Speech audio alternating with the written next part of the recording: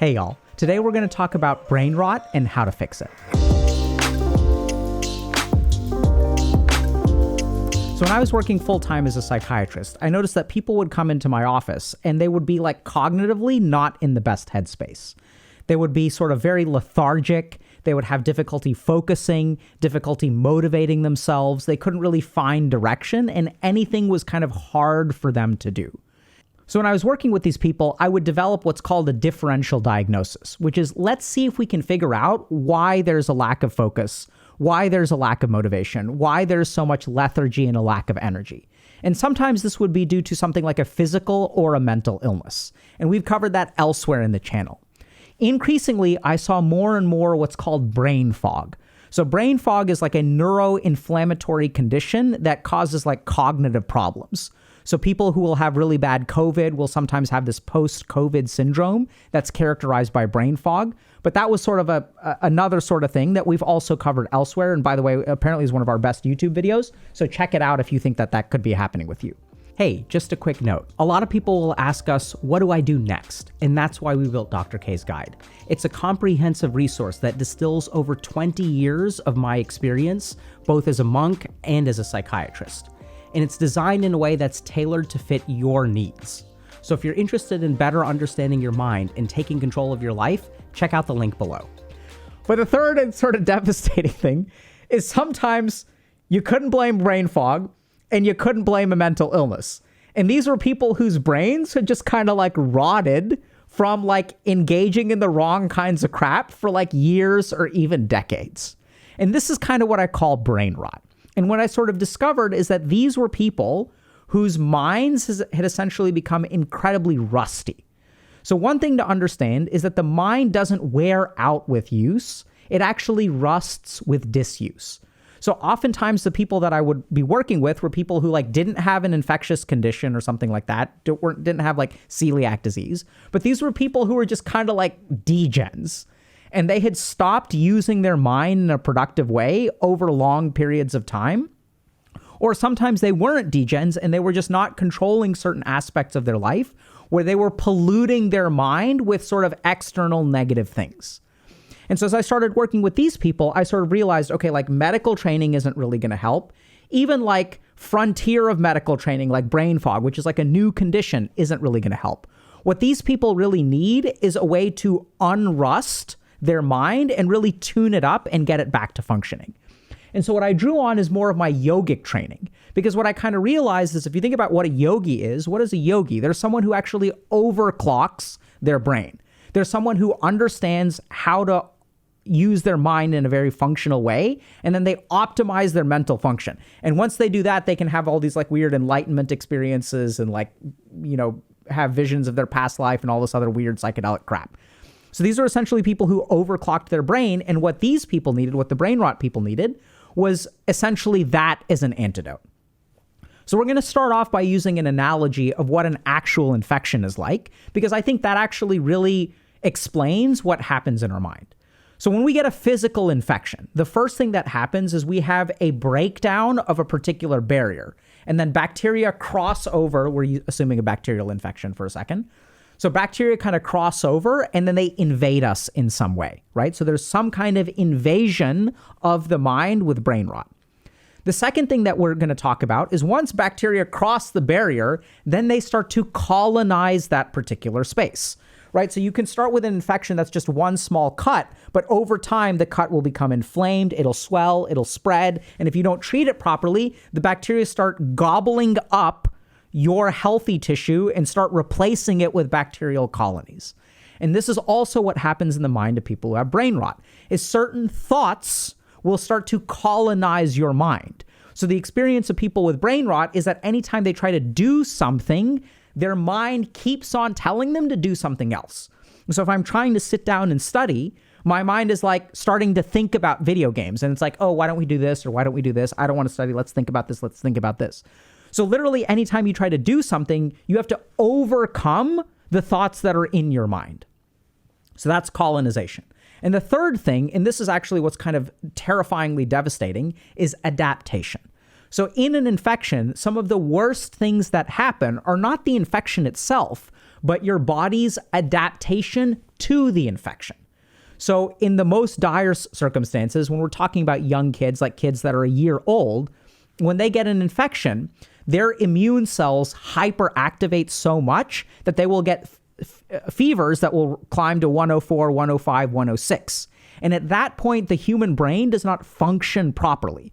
So young kids who get viral infections can actually have febrile seizures, which means that they have a seizure because the temperature in their body is so high. And why is the temperature in their body so high? It's actually an overreaction of the body themselves.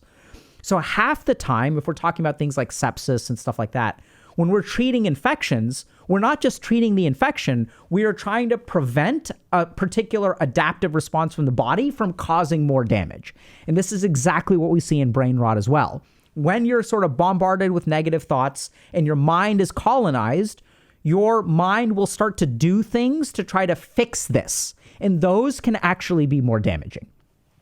So let's run through these three things in sequence. Let's start with infection. So the first thing to understand is that in our current society, we have stopped filtering our perceptions. So people who have brain rot are people who don't filter what comes in. So let's start with the simple example of someone who wants to get a job. So they work really hard, right? They struggle against themselves, they overcome their anxiety, and they apply for a job, and they end up getting rejected. Now, if we really pay attention, if we sort of think about it objectively, like a rejection isn't that big of a deal. Like it's a normal part of the process. Generally speaking, people will have to get rejected from a dozen or 2 dozen or even 3 dozen jobs before finding a job, and even more for the right ones. I personally got rejected from 120 medical schools before I got into med school. So rejection is actually a normal part of life. But for people who have brain rot, a single rejection gets translated into something else, right? So you get one rejection and then your mind starts thinking, oh, like there's no point in trying. Like there's no way I'm going to get a job, right? It starts to populate or respond with some of these thoughts. And so we don't really pause and think a little bit about the actual factual information, which is I got rejected from a job, to our reaction to it. There's no gap between those two things. The moment someone gets a rejection, they automatically start to believe and think that there is no way that they will get a job. So we kind of see this all throughout our society. We also see it with things like trigger warnings, where what's starting to happen is instead of being able to handle information internally, what we're starting to see is people will become increasingly avoidant, right? So what's happening is if I'm socially anxious, I'm not going to go to a party. So what's sort of happening is I'm starting to control the circumstances which lead to particular sensory inputs, but I can't control my reaction to those inputs. This is the exact opposite of what a yogi does. So a yogi is someone who can recognize that if there is sensory input from the outside, that my reaction to it is actually something that I can control. And if I can control my reaction to negative things, then I don't need to let negative things control me. So a simple example of this from my clinical experience is like when I was working in the emergency room, let's say on an overnight shift, and at 2 a.m. in the morning, someone comes in high out of their mind on like cocaine or methamphetamines.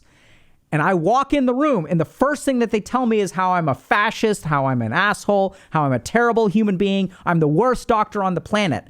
These are all very objectively hurtful things to say. And do I get hurt by them? At the beginning, I did. But eventually, I learned how to filter my perception.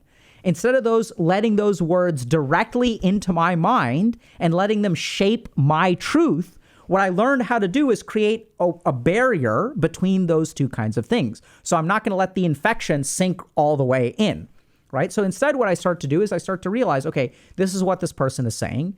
Let me pause for a second and think about why would this person be saying this? Do they actually they think I'm the worst doctor on the planet?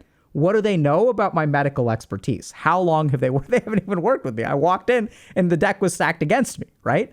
So as I start to create distance, as I start to recreate that barrier between the outside perceptions and my reactions to those things, those words hurt me less. And eventually what can happen is something really cool, which is that you can actually develop positivity and compassion towards someone who is treating you like crap, which is literally what you learn how to do in psychiatry residency, right? You pause and you start to think, oh, wow, like, I know we just met and I'm sorry to hear that you think I'm a terrible doctor. Really curious what you base that on. But it sounds like you're really struggling right now and you really think about me as the enemy. Like, I can totally understand where you're coming from, because I can imagine you don't want to be trapped in an emergency room right now and you're restrained to the bed, and I can get that that's really terrible. What's your understanding of like what my job is? So if we sort of think about what we get trained as medical professionals is not to react to what happens to us. And I've seen medical students that are good at this and bad at this, right? So the medical students that are bad at this kind of stuff, any kind of feedback will send them crumbling. Like it'll just make them fall apart. So even if you're in medical school to learn, for example, but if an attending tells them, hey, like, by the way, you did this thing wrong, it will be such a bruise to their ego. They're like, oh my God, I'm such a terrible medical student. They don't even realize that making mistakes is literally your job as a medical student. That's why you're a student, because you're not supposed to know everything. And you're in med school for 4 years because you're supposed to make a ton of mistakes. And it's my job, or the attending's job, to teach you how to correct those mistakes. It's not about being perfect when you step into the hospital for the first time. It's being competent enough when you leave for the last time. So this is a huge problem that people fall into, where if you are struggling with brain rot, I strongly recommend you think a lot about what is the actual factual truth of the situation and what your reaction to it is. And what you'll find is that people with brain rot, the reason they're so lethargic is because they do not filter their perceptions. So if I get one rejection, it becomes really, really, really hard to apply again. I can't focus on it. I feel unmotivated. I'm really lethargic. And that's because there's no gap between the actual objective world and your reaction to it. So what you need to do is increase that gap. And the way that you do that is by a simple but difficult yogic practice, which is, okay, what was actually said and what is my interpretation of it? And what you'll notice is that in the brain rotted mind, there's no distance between those two things. And you will think that particular things are true. But the more that you pay attention and notice, okay, what is objectively correct? What is my interpretation, or what is my conclusion? And stretch those two things apart. The second thing that we're going to talk about is colonization. So this is where, if we look at it in the mind, one of the key ways that yogis overclock their mind is by being very careful what colonizes their mind. So here's how the mind works. The sensory inputs we have will determine which thoughts arise in our mind. And like, game developers understand this really, really, really well. Because what do they do the 3 days before a game releases? They advertise heavily. They have a bunch of sponsored streams where streamers are playing the game. Everyone's talking about it. They have teasers. They have this trailer. They have that trailer. And why are they doing that? What are they doing? The more sensory input that they can bombard you with, the more thoughts will arise in your head about that particular thing. And this is how they get people to pre-order crap, right? Which pre-ordering is a terrible idea, because we keep on pre-ordering half-made games that end up being like defunct at launch, but like it doesn't cost the company any financial, it doesn't do anything because you've already been given the money. And why do we pre-order? Because our mind is so overpopulated with thoughts of a particular game. So this is what you have to understand if you have brain rot, is that when you try to motivate yourself towards something, what you'll notice is that your mind is colonized by all kinds of other thoughts. So instead of just being able to do a task, the task is made 10 times harder because of all the random thoughts that crop up in your brain. So when I sit down to study, I can't focus my mind on this because my mind is thinking about this particular video game. It's thinking about playing Tears of the Kingdom or Diablo 4 or this particular thing or this movie is going on. And my mind can be populated by other things as well, right? So if I had a call last night with my parents who were like mildly toxic and they're like, look, why haven't you gotten married yet? What are you doing? Blah, blah, blah, blah, blah, blah, blah. If I let those thoughts into my mind, they will colonize it. And as I talk to my parents every single day and they bludgeon me, then I have to overcome those kinds of thoughts anytime I try to do something. So the yogis are very good at preventing colonization. This is literally why they live in caves in the Himalayas, because what they sort of discovered is that if I want to achieve optimal brain function, I cannot have a single distracting thought. And the best place to have zero distracting thoughts is literally in a cave in the Himalayas, because in there I have no sensory input. I'm in a cave. It's dark. There's no noise. There are no people around. I'm completely free from externally colonizing influences. Now, what does this mean for you? Now, the real problem, the real reason we're seeing a rise in brain rot is because our society today is very invasively colonizing. We have notifications constantly, right? We have notifications from Steam, notifications from our apps. People are texting us all the time, right? Because communication is now a 24/7 thing. You're getting emails from your boss. All of this kind of crap is continually invading your mind. And I know this sounds very cliche, but this is where you've got to limit your technology use. And you're saying, but oh my God, this is overwhelming. I can't stop using technology. I'm not saying stop using technology. What I'm saying is notice that the more you get bombarded by this, the worse off your brain rot will be. And we sort of see this, right? Because when I work with people with brain rot and I ask them, how do you spend your days? They're like, I spend the whole day binge watching YouTube or on Twitch or playing video games or things like that. And this is where, if you kind of think about it, why do you think about a particular game? You play 5 hours of it, you watch streams of 2 hours of it while you're eating your food, and you're listening to a podcast where popular streamers are talking about the game while you're cleaning up. And so what are you doing during all of those times? You are colonizing your mind with this stuff, okay? So the more that you can trim it down, and this is where it's like, it's a scale. So if you do even cut out a single one of those activities, like eat while not watching streams, or clean stuff while listening to music instead of listening to whatever, right? Any progress that you make will decrease the burden on the mind, will reduce the bacterial load in your mind, and will mean that you have to overcome smaller hurdles in order to do what you need to do. Not saying you need to go all the way to the Himalayas and cut out all things, but that's why people love doing that crap, by the way, because if you kind of think about retreats, right? Why are retreats so restful? It's because you intentionally cut yourself off from all that kind of stuff, and then your mind can actually like clean itself out. The third thing that we got to talk about is the adaptation. So remember that when we get an infection, our body will respond in particular ways, like we'll form scar tissue or other things like that.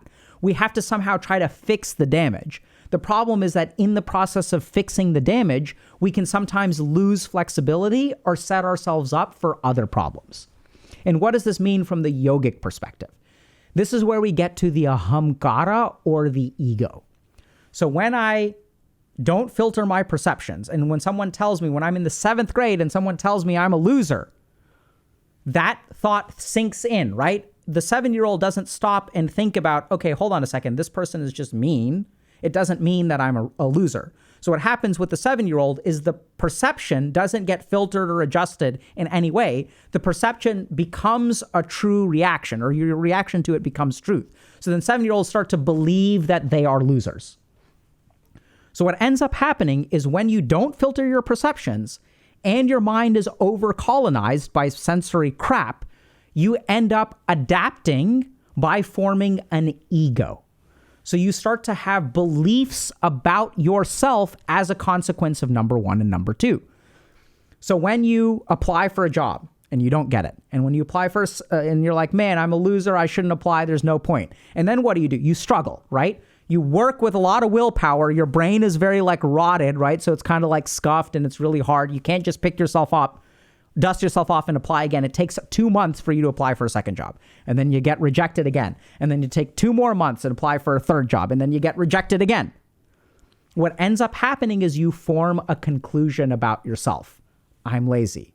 I'm undisciplined. Jobs just aren't for me. The corporate world is not for me. Other people are successful. I suck at school. I have ADHD. You discover lots of I statements. The second you start having I statements, like I am ... your mind starts doing something else, which is making comparisons.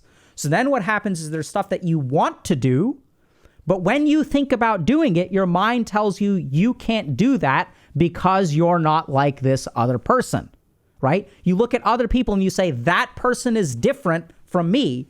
They can succeed at it, but I can't. These are all egotistical statements. And so how do the yogis overclock their brain? They overclock their brain by eliminating comparisons and eliminating their ego. Now, this is really hard to understand, but I really want y'all to try because it's transformative.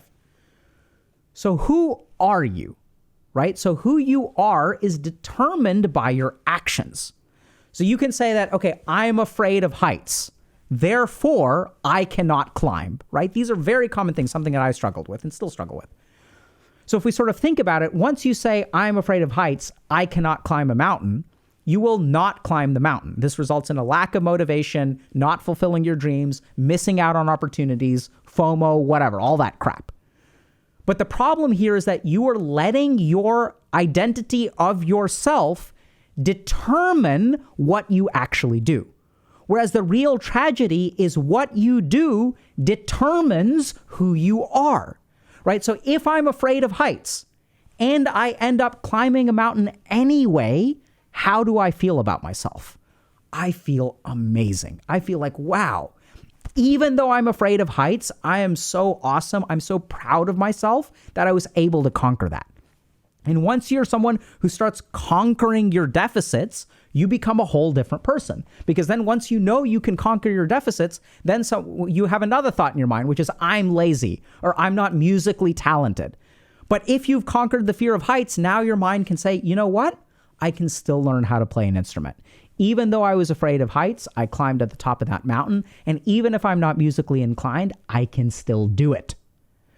So this is where we see another aspect, really, really important aspect of the adaptation that results in brain rot. The first is that once I determine things about myself, those I statements shape what I am willing to do and not willing to do. And once I let those things shape my actions, I let it determine my future. And this is why people who have brain rot do not have control over their life. What they essentially do is live their life incredibly reactively. So if something from the outside comes and demands that I do something, like if I've got a test on Friday, then I can study. But the second the test is over and once Saturday rolls around, I cannot bring myself to read a book for the sake of learning. And then once I can't do that, I make conclusions about myself. I am lazy. And once I start to believe that I'm lazy, if I try to start doing something in life, that thought will crop up. Oh, you're lazy. You can't succeed at that. Don't bother. And so what we see is that actually our ego or our ahamkar creates this idea of sort of like, I can't do what I want to in life, and I have to start living very reactively. This is why people with brain rot cannot actually move towards a goal. Their life feels purposeless or directionless, and you're kind of living from day to day without any sense of like picking a goal and actually moving towards it. And as we tunnel down into why you can't move towards the goals, it's because your mind has certain conclusions about you. And the second that your mind makes that kind of conclusion or makes a comparison, it tanks your motivation and then you're GG'd. So what do we do about this? What we end up doing is beware of those two statements. So anytime your mind says, anytime you feel like doing something, right, you have some kind of tiny impulse for motivation. What does your mind do? Smacks it down. It says, hey, you can't do that. You're a loser. And then you're like, oh, wow, okay. And then you don't end up doing it, right? Because overcoming that internal lack of self-esteem is hard enough on its own. And then even if you can do that, you have so little energy for the task itself. So here's what you got to do. Notice that anytime your mind says, I am ... do your best to absolutely ignore it. And how do you do that? Because it's hard, right? Because it's really powerful. You recognize that the conclusions that I have about myself are also based on unfiltered perceptions. When I was 7 years old and when someone told me I was a loser, I formed that belief and I carried it with me, but it's not necessarily true. So anytime you notice I statements, try to actually move in the opposite direction. Notice the statement and set it aside and say, you know what? We're going to try this. Even if it's destined to fail, even if we're lazy, we're going to give it a shot. The second thing that you really need to be careful about is comparative statements. So the ego is what makes you compare. That's the two go hand in hand, and this is what the yogis kind of figured out. So anytime you notice yourself making a comparative statement, what is the effect of that comparison? The effect of that comparison is to discourage you from acting. Notice that, right? This person is better than me, therefore I should not act. Therefore, I need to remain unmotivated. Therefore, I'm going to sit at home and then I'm just going to browse YouTube. So these two adaptations that your mind uses to sort of respond to these events are actually what really devastates you. At the end of the day, when I work with people who come in and say, I'm lethargic, I have no direction, I have no motivation, I can't focus. Some of these people have what I call brain rot. Now, this is not a medical condition. It's not a neuroinflammation. It is simply a deconditioning or rusting of the mind. And in order to overcome this, what we really need to do is tune up our mind. And thankfully, the yogis have figured out how to do that. And I would sort of say that the core feature of someone who has brain rot is that they live their life reactively, right? So my motivation is determined by external circumstances. If I've got a deadline, I can react to that deadline and I can sort of take care of it. But if I'm living my life reactively, and by the way, hey, I was doing this thing, I went to 3 classes where I was learning how to breakdance, and then my friend showed up for class 4 and it was his or her first class. And they did better than me. And it was so freaking embarrassing that they are a natural and I'm not a natural. So then I give it up. I never go to class 5. You are living your life reactively. What other people do determines your motivation. And this is why there is a complete loss of control. You're always reacting, responding, reacting, responding. You can't pick a direction and move towards it. How do you fix this? You take the yogic approach of preventing infection by filtering your perceptions. Create a gap between what your actual sensory perception is and what your reaction to it is. Notice that a sensory perception is not the same as a reality. The second thing you need to do is control what colonizes your mind and literally restrict as much as you can the sensory inputs. So what kind of sensory inputs create motivation and what kind of sensory inputs create distractions from motivation? And you can start small. You can start as small as 5 minutes a day, 15 minutes a day, 30 minutes a day, 1 hour a day of simply being completely unplugged. Go for a walk, right? Or go to some sort of like entrepreneurship. We have our Discord, for example, has an entrepreneurship community. Go to a drop into like their, hour-long voice calls and see what other people are up to. Start to colonize your mind with positive influences. And the third and hardest thing to deal with is the ahamkara or the ego. Because as a result of number 1 and number 2, we form identities. And those identities start determining what we do. They start controlling and shaping our actions. And this is really when we get truly stuck. Because the big irony is our actions determine who we are, not the other way around. But when we start letting our ego determine what we're capable of or not capable of, that's when we sort of really get stuck in this cycle. So use this yogic approach of filtering perception, decolonizing your mind, and paying attention to egotistical statements, and you will start to reverse brain rot.